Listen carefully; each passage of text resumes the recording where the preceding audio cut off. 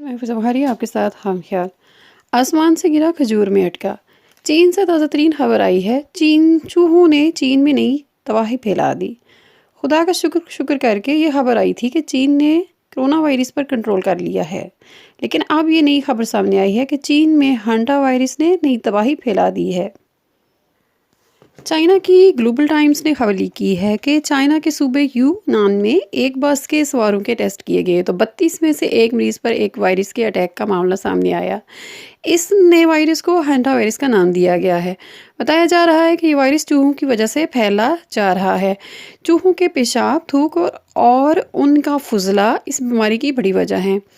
इस टेस्ट को HPS और HFRS का नाम दिया गया है। इस हंटा वायरस से फेफड़े मुतासिर होते हैं और ये फालिज का सबब भी बन सकता है, और ये हंटा वायरस गुर्दे भी फेल करा सकता है।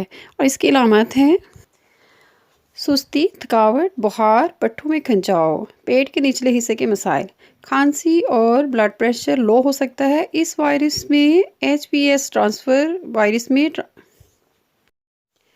इस टेस्ट को HPS और HFRS का नाम दिया गया है। इस हांटा वायरस की दो सूरतें हैं, HPS और HFRS। इस हांटा वायरस के अटैक में अगर मरीज़ को HSV अटैक हुआ है तो ये मरीज़ एक से एक दूसरे मरीज़ में ट्रांसफ़र नहीं होगा, लेकिन अगर HFRS वायरस का अटैक है तो फिर ये एक मरीज़ से दूसरे मरीज़ में ट्रांसफ़र हो जाएगा।